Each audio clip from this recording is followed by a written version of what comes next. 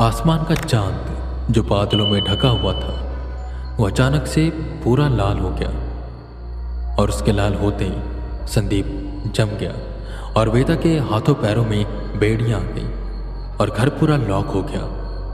वो पत्थर टूटने की वजह से शक्तियां आज़ाद हो गई धुएं के रूप में और वह जमीन पर फैली और अलग अलग सिपाहियों का रूप ले लिया उन्होंने और उन्हीं से प्रिया लड़ रही थी क्योंकि प्रिया के पास भी चुड़ैलों की रानी की ताकत थी। पर ये सब अचानक से क्या हुआ किसी को कुछ भी समझ नहीं आ रहा था। काफी देर तक ये सब चलता रहा। सुबह के 8 बज रहे थे। एक कैब उस घर के सामने आकर रुकी। बड़े बड़े 2 बैग लिए आर्यन उस कैब से उतरता है, पैसे देता है और गेट के सामने पहुंचता है। पर जैसे गेट खोलने की कोशिश करता है गेट खुलता नहीं। बेल बजाता है, खटखटाता है। प्रिया को, स्मृति को, वेदा को भी कॉल लगाता है पर कोई भी कॉल नहीं उठा रहा था। उसे तो कुछ भी समझ नहीं आ रहा था कि आखिर वो सब फोन क्यों उठा रहे और कोई गेट क्यों नहीं खोल रहा। कि तभी पीछे से इंस्पेक्टर अंगद आते हैं अपनी बुलेट पर। वो काफी जल्दबाजी में लग रहे थे। बुलेट से उतरते ही वो बोले, अरे आर्यन, ये वेदांत फोन क्यों नहीं उठा रहा है? चलो मुझे स्मृति के चाचा को और स्मृति की माँ को अरेस्ट करना है। वो राइटिंग मैच हो गई है स्मृति के चाचा की राइटिंग से। मतलब उन्होंने और स्मृति की माँ ने मिलकर स्मृति के पापा को मारा था। बस अब पूछताछ करके बॉडी का पता करवाना कि वो कहाँ ठिकाने लगवाई है और फिर सजा मिलेगी उन्हें। और सुनो, वो जो तुमने वीडियो भेजी थी मैंने उसे डिलीट कर दिया। उसकी ज़रूरत नहीं है कोई। और सब गलत हाथों में कहीं लग जाती ना तो पता नहीं क्या होता। और आगे से सब मत करना। जिस पर आर्यन बोला, सर ने कहा था मुझे यह करने को। उन्हें कोई शंका थी जो वो कंफर्म करना चाहते थे। खैर मैं भी उन्हें कब से कॉल कर रहा हूँ पर कोई फ़ोन ही नहीं उठा रहा और कब से बेल बजा रहा हूँ, कोई दरवाज़ा भी नहीं खोल रहा। स्मृति को भी फ़ोन लगाया था, उसने भी उठाया नहीं। पता नहीं क्या हो रहा, कोई दरवाज़ा क्यों नहीं खोल रहा। मुझे तो टेंशन हो रही है। कि तभी तो बड़ी काले रंग की जी वैगन वहां पर आकर रुकती है ठीक गेट के सामने। आर्य ने देखकर बिल्कुल हैरान हुआ कि ये कौन है। वही अंगद को भी दाल में कुछ काला लग रहा था। आगे खड़ी जी वैगन का दरवाजा खुलता है। 2 लोग काले रंग का कोट पैंट पहने उतरते हैं। गुड मॉर्निंग सर, आप यहाँ पर? आर्यन ने कहा। इंस्पेक्टर अंगद इशारे से पूछते हैं कि ये कौन है। इस पर आर्यन बताता है, ये WWH के प्रेसिडेंट और वाइस प्रेसिडेंट है, सर के सीनियर।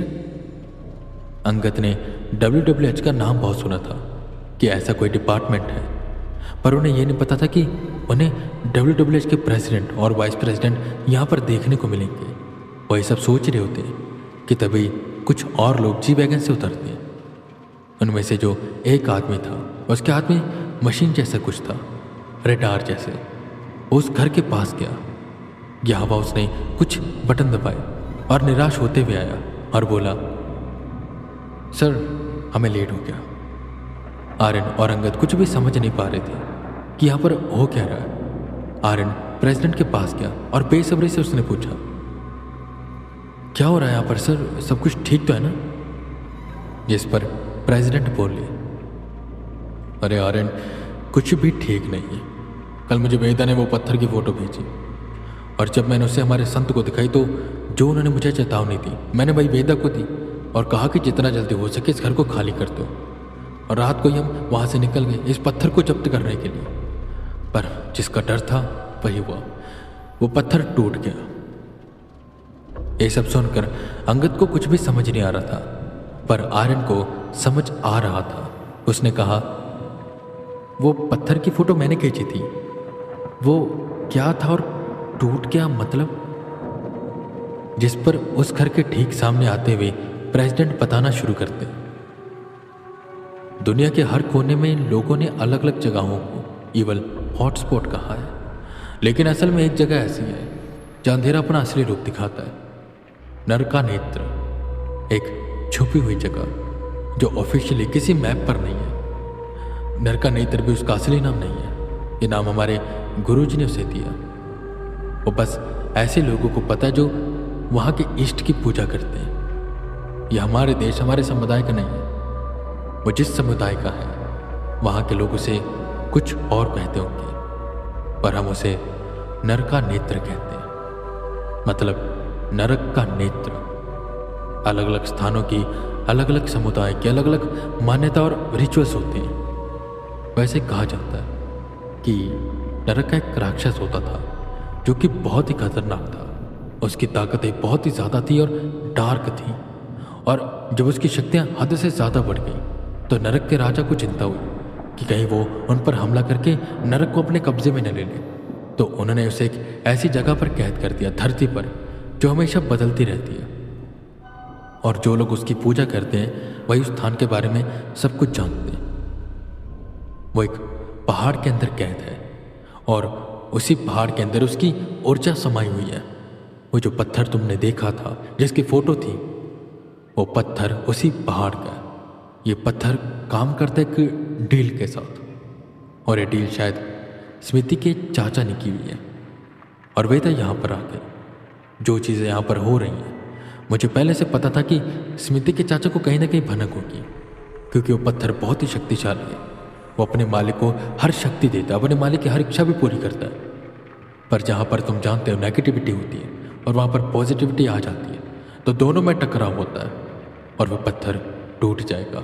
और जब वो पत्थर टूटेगा तो उसके अंदर से एक काला धुआं निकलेगा। तुम ये मानो कि वो बस एक अंश के बराबर है। वो जिस जगह पर होगा उसके इर्द गिर्द एक घेरा बन जाएगा। उस घेरे के अंदर एक अलग सी दुनिया बनेगी। समय वहाँ पर रुक जाता है। वो जो पॉजिटिव एनर्जी है, जब तक वो उसे ख़त्म नहीं कर देगा तब तक वो खुलेगा नहीं। वो ऐसी शक्ति है जिसे हरा पाना बहुत मुश्किल है, और हम उसे बस जब्त करना चाहते थे, पर हमें देर हो गई। वो पत्थर टूट चुका है और सब अंदर है। ये चीज़ बहुत ही ज़्यादा खतरनाक है। मैंने कल रात ही वेदा को चेतावनी दे दी थी, पर शायद वेदा को लेट हो गया निकलने में, या शायद वो जानता था, स्मृति का चाचा, कि वेदा सब कुछ जान चुकी है, क्योंकि तुमने उस पत्थर की फ़ोटो जो खींची थी, और वो पत्थर के मालिक को तो पता चल ही जाएगा ना सब कुछ। बहुत बड़ी दुविधा में फंस चुके हैं हम। अब हम इसे नहीं तोड़ सकते। या तो अंदर से वेदा उसे हराए, या बाहर कोई ऐसा इंसान है जो कि उससे भी ज़्यादा ताकतवर और इस दीवार को तोड़े।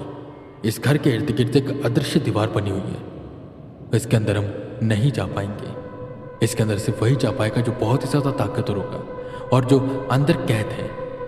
मुझे तो समझ नहीं आ रहा कि अंदर हो क्या रहा होगा। समय वहीं पर रुका हुआ होगा। अगर रात के समय सब शुरू हुआ तो अंदर रात हो रही होगी और युद्ध चल रहा होगा। हमें बाहर से कुछ भी पता नहीं चलेगा कि अंदर हो क्या रहा है। ये सब सुन आर्यन के होश उड़ गए, और अंगद के भी। आर्यन दीवार के पास जाता है और कूदने की कोशिश करता है, पर वहां पर एक अदृश्य दीवार थी जिसे वो देख तो नहीं पा रहा था, पर छू पा रहा था, महसूस कर पा रहा था। अब आगे क्या होगा? क्या अंदर वेदा उसे हरा पाएंगे, या कोई ऐसा आएगा जो इस दीवार को तोड़ेगा? आर्यन को यह चिंता सताई जा रही थी।